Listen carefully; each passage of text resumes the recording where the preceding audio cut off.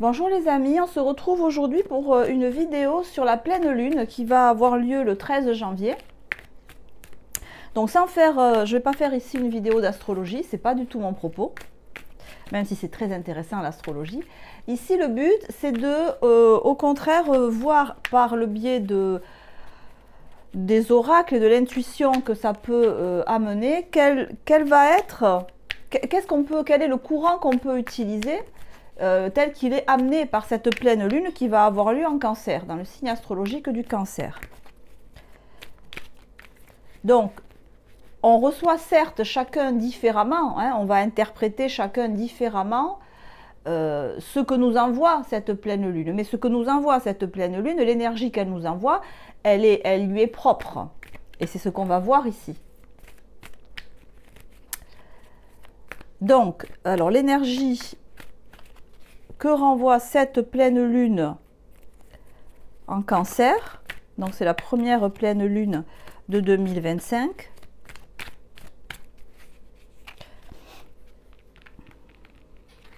Alors cette pleine lune en Cancer, pleine lune du 13 janvier, on a la carte de la décision avec Mars en Gémeaux. Ok. Et on a le chiffre 3. C'est ça qui est intéressant, c'est que c'est pas du tout ce qu'on va dire en astrologie.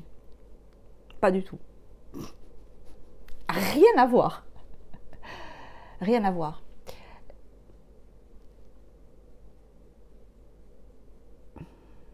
La décision. Mars en Gémeaux. Bon, vous voyez comme moi.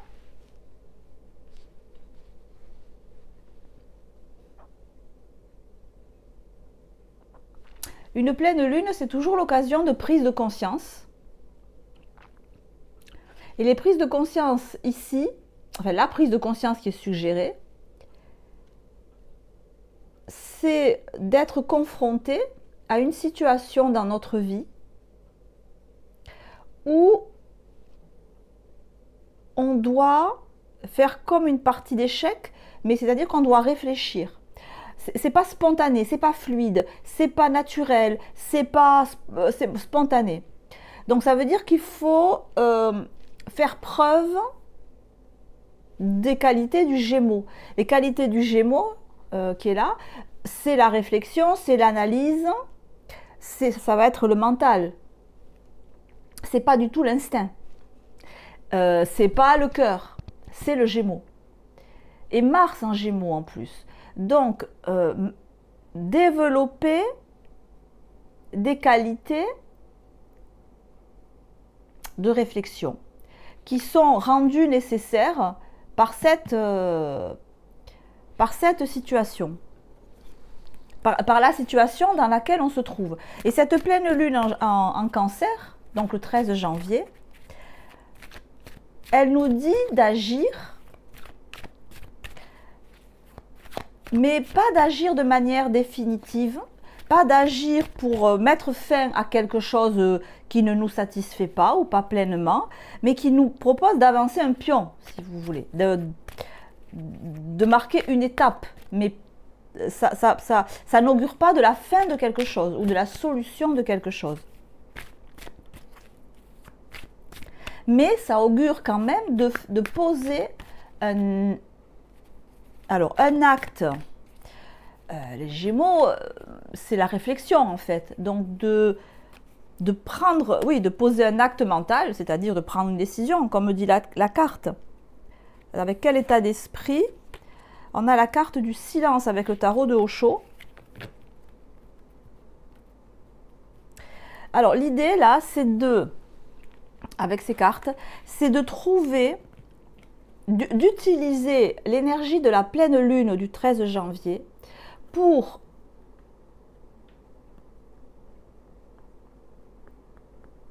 donner une inspiration haute, pour donner une inspiration à sa manière de penser, à sa manière de réfléchir face à une situation qui peut ressembler à une partie d'échec ou alors à un mur avec une toute petite porte pour entrer ou pour sortir. Une situation où ça n'évolue pas de la manière que je veux dans ma vie. Ou alors, si ça évolue, ça n'évolue pas de manière, encore une fois, spontanée. On peut se servir de l'énergie de cette pleine lune pour trouver l'inspiration, justement, pour continuer à faire avancer nos pions sur cet échiquier. Chacun verra son propre échiquier dans sa propre vie, en puisant, en fait, en se reliant à l'énergie de la pleine lune pour qu'elle nous apporte la clarté dont on a besoin pour bien comprendre comment agir dans la situation qui nous occupe. Mais l'idée, si vous voulez, c'est que c'est justement pas comme on réfléchit quand on joue aux échecs, qu'on nous suggère là, c'est d'agir avec une inspiration divine, une inspiration haute. Ici, on a la carte 17, on a le numéro 17 qui correspond à l'étoile dans le tarot. Je vais chercher mon inspiration, je vais chercher dans quel sens agir en me reliant à cette énergie de la lune. Au moment où cette énergie est la plus forte. Hein, c'est la pleine lune, hein, c'est la définition de la pleine lune.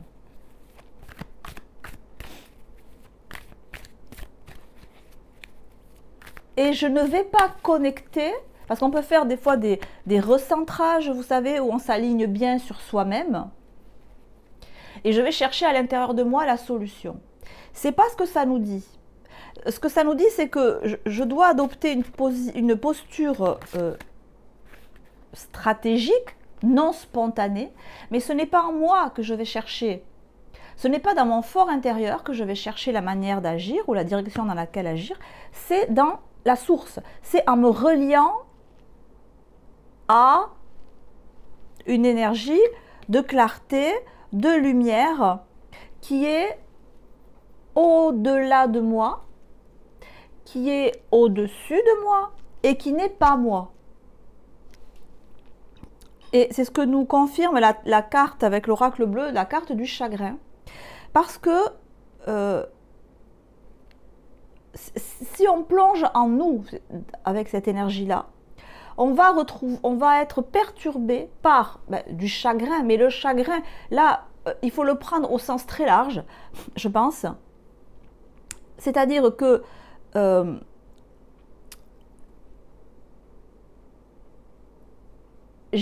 ça concerne une situation ou une relation qui dure. C'est pas quelque chose qui a eu lieu il y a 15 jours, ça. Il y a eu beaucoup de hauts et de bas dans cette connexion, dans ce partenariat. Il y a eu beaucoup de malentendus, de part et d'autre, des frustrations de part et d'autre. Raison pour laquelle il n'est pas conseillé d'aller chercher en soi la solution. Parce que le soi, il est perturbé. Il n'est pas serein. Même si vous dites oui, mais j'arrive à me poser, il n'est pas serein. À l'intérieur de soi, on a un manque de sérénité. C'est ce que nous dit cette carte en fait. D'où l'idée de se servir de la pleine lune pour avoir un éclairage, alors qui nous vient de ce à quoi vous croyez, de mes guides, de mes ancêtres, du cosmos, de Dieu.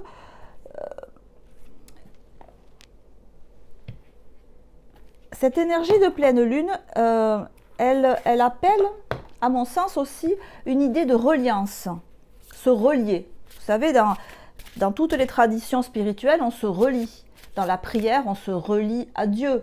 Dans les pratiques bouddhistes, on se relie à la divinité, hein, de laquelle on prie. On prend refuge dans la divinité. C'est ce qu'on dit quand on récite les pratiques bouddhistes. Je prends refuge en Chenrezig, par exemple. Dans les versets de la Bible, il est très souvent écrit que le Seigneur, c'est ma montagne, mon refuge, comme dans le bouddhisme, mon temple, ma forteresse. Donc, quand je me relie à cette énergie de la pleine lune, je dépasse mon petit moi et je fais intervenir une voix, pour trouver ma voix, une voix qu'on entend dans le silence, mais dans le silence de l'au-delà, dans le silence de la nuit. Bon, ça suggère effectivement que à la nuit tombée, de prendre un bain de pleine lune, même si le climat s'y prête peut-être pas, mais de sortir quelques minutes et de se mettre, si elle est dégagée, et de capter en fait cette énergie de la pleine lune. Alors, pour capter l'énergie de la pleine lune, bon, chacun a sa technique, je sais pas, peut-être. On peut la capter, on a nos 7 chakras, on peut la capter par le chakra coronal, on peut aussi se concentrer dessus avec Ajna, on peut aussi la respirer. Cette communion avec l'énergie de la pleine lune, cet éclairage particulier qu'elle donne, essayez-le et voyez sur quel chemin ça vous amène, où le rayon lumineux vous amène. Le puits ou souhait, les désirs de votre cœur prennent leur envol joyeusement et avec magie. Avec l'oracle du colibri, c'est un oiseau, d'accord, jusque-là tout va bien. Moi, je l'associe aux pensées, beaucoup, au mental. Et c'est comme si cette énergie de la pleine lune, dans la mesure où vous vous y connectez, dans la mesure où vous êtes ouverte, et ok, voilà, j'ai telle situation dans ma vie où c'est pas fluide, où c'est pas spontané, c'est pas naturel, où il y a une interaction avec autrui, je suis pas sereine. Quelle optique, quel éclairage tu me donnes? Et il y a fort à parier, c'est ce que nous dit la carte, que ça vous renvoie à vos rêves enfouis, en fait, à plonger dans le puits. Mais pas le puits de votre être intérieur, le puits de votre âme, en fait.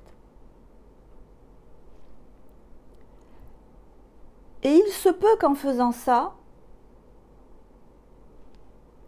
vous ayez une vision plus claire de ce qui, dans la situation, est bloquant. Mais vraiment, c'est peut-être pas les raisons c'est peut-être pas les raisons que vous aviez en tête jusqu'à présent. Ça vous permet de faire, ça vous donne des indices pour faire avancer une situation.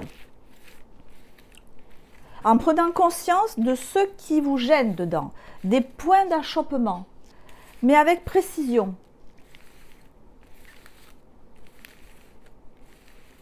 Et peut-être même de faire un tri dedans et de voir dans tous ces éléments négatifs, on va dire, quels sont ceux sur lesquels vous pouvez passer et ceux qui sont vraiment rédhibitoires.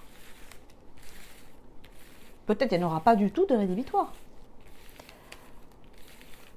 Ça va vous permettre de faire un tri dans tout ce qui fait obstacle à la fluidité ou à la spontanéité d'une relation, d'une connexion, d'un partenariat, d'un échange avec autrui. Dans tous les cas, une partie d'échec, ça se joue avec autrui. Que ce soit une personne physique ou une intelligence artificielle, il y a forcément quelqu'un en face. Ça se joue à deux. Partie d'échec, en tout cas, ça se joue à deux.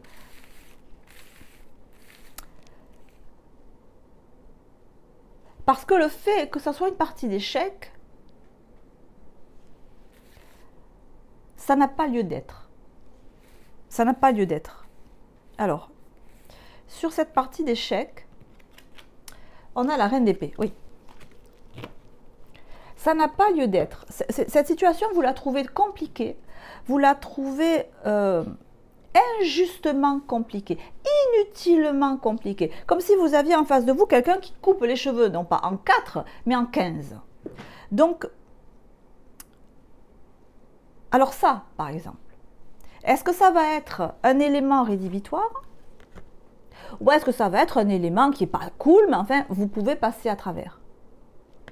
C'est ça que ça nous dit. Et avec cette reine d'épée inversée, on va avoir le roi de bâton. Vous avez en face de vous, là, quelqu'un qui est, à votre sens, inutilement autoritaire. Quelqu'un qui perd du temps à être autoritaire, quelqu'un qui veut à tout prix imposer son point de vue, garder le contrôle de la situation, mais qui le fait à votre sens mal, parce que reine d'épée inversée. Alors peut-être que l'idée de base est bonne, mais la motivation de la personne est bonne, c'est pas quelqu'un de méchant, de foncièrement méchant que vous avez en face de vous, mais la manière dont ça s'exprime, dont cette situation s'exprime, et reine d'épée inversée pour vous, mais reine d'épée inversée, lune en cancer. Ça heurte non seulement votre conception de la vie, mais ça heurte votre sensibilité, quelque part. Et c'est peut-être ça, l'élément le plus important. Ça heurte votre sensibilité. Alors, sur la carte du silence, on a la force. Là, la force inversée.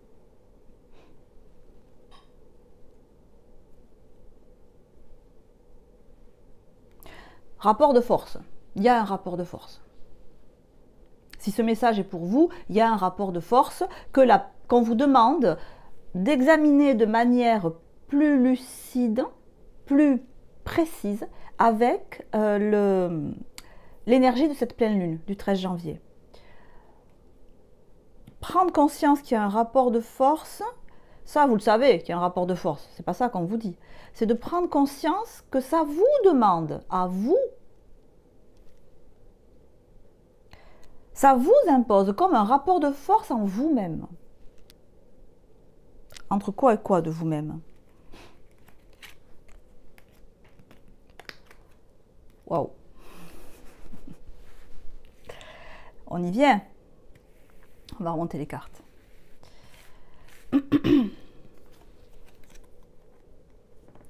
Est-ce que j'ai besoin de parler? Ça vous demande un rapport de force entre quoi et quoi de vous-même. Ben, vous le voyez, hein.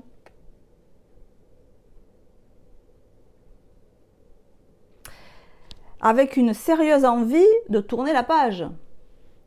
Avec une sérieuse envie d'arrêter de devoir prendre sur vous, encore une fois, d'arrêter de devoir vous prendre la tête,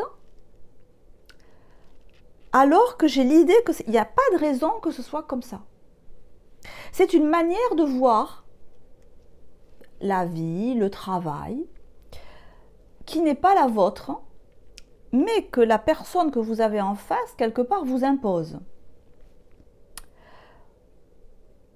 Ou comme si la personne en face donnait la coloration à votre partenariat, à votre interaction, et que ça vous oblige à jouer sur son terrain.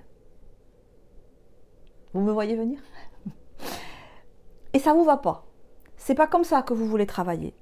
C'est pas comme ça que vous voulez vivre.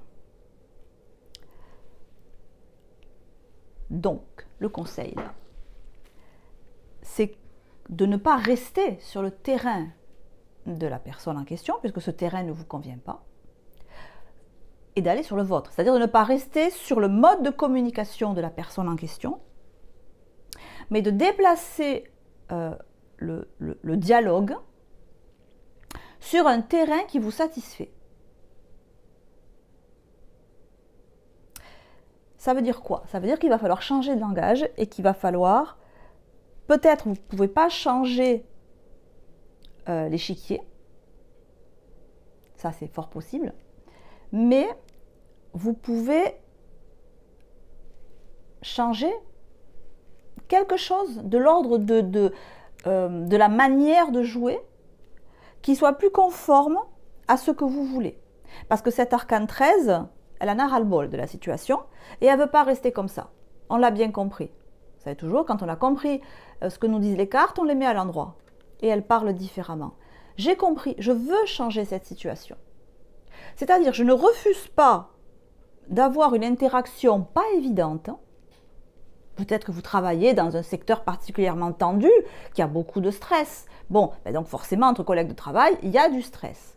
Donc, je ne refuse pas une relation qui n'est pas facile, qui n'est pas simple, mais je refuse de le faire en coupant les cheveux en 15 000. Je refuse de le faire en imaginant toutes les catastrophes qui puissent arriver avant d'agir. Je refuse reine d'épée inversée. Je refuse de me dire, ok, dans le passé, tout ça, ça n'a pas marché, donc il faut faire super attention de ne pas reproduire le passé. Je refuse ça. Je refuse ça. Comment elle fait pour refuser la reine d'épée? Confrontation.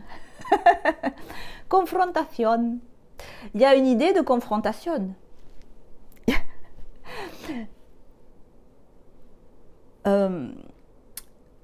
S'exprimer sans heurter, quelqu'un qui est heurté de nature, j'ai l'impression. Quelqu'un qui ne supporte pas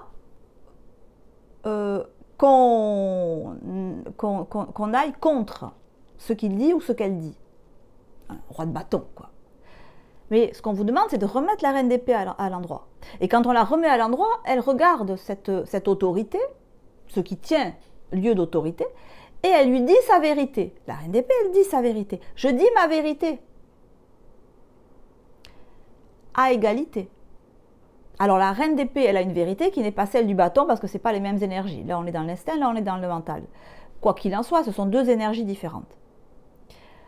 La reine d'épée, elle dit quoi? Elle dit, on peut gérer cette situation sans pour autant tomber dans la paranoïa, parce qu'il y a un peu de ça en fait. C'est quelqu'un qui veut tellement tout contrôler qu'il y a presque de la paranoïa.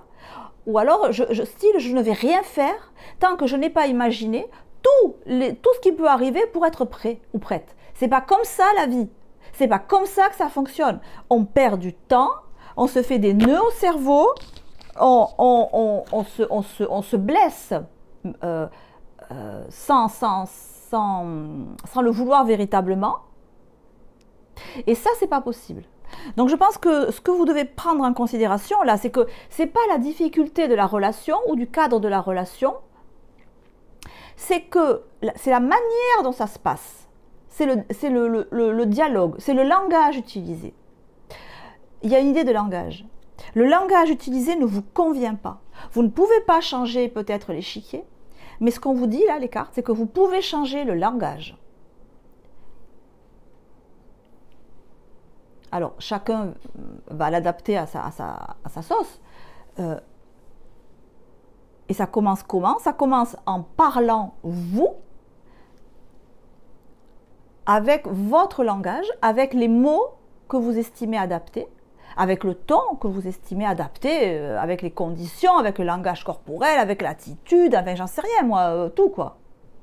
Comment vous concevez des échanges, des interactions avec autrui de manière fluide? C'est quoi pour vous?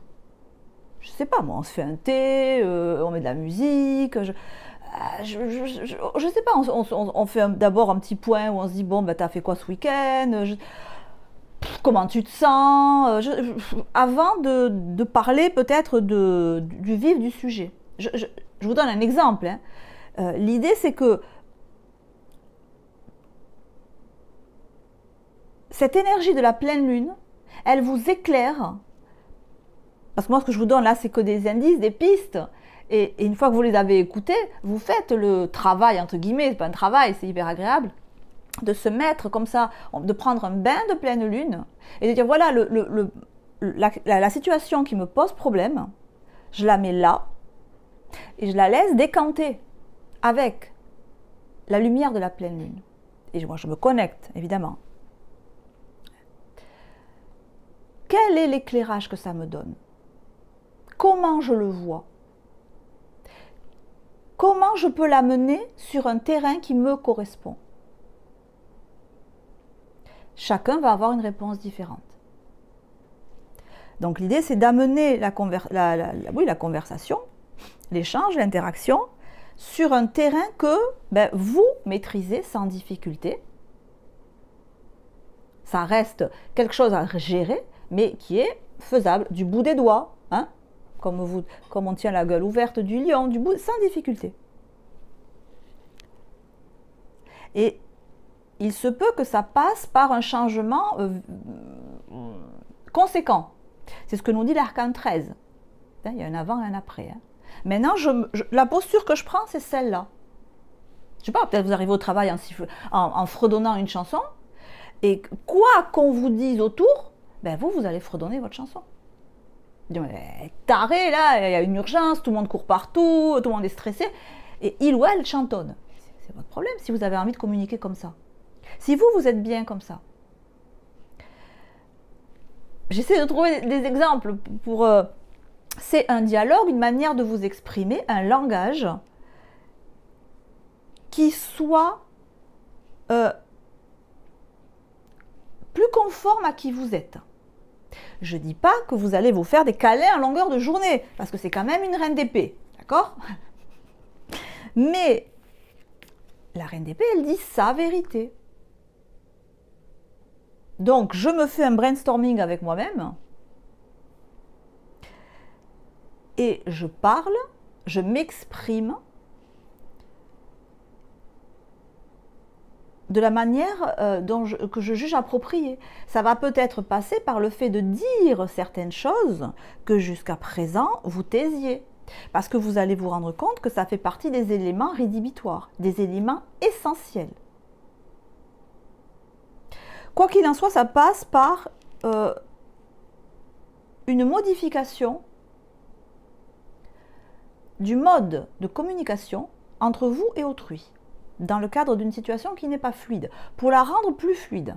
Sachant que cette situation est quand même un peu compliquée à la base, mais ça, à la limite, ce n'est pas le problème. La difficulté, c'est comment on gère une situation qui est à la base compliquée.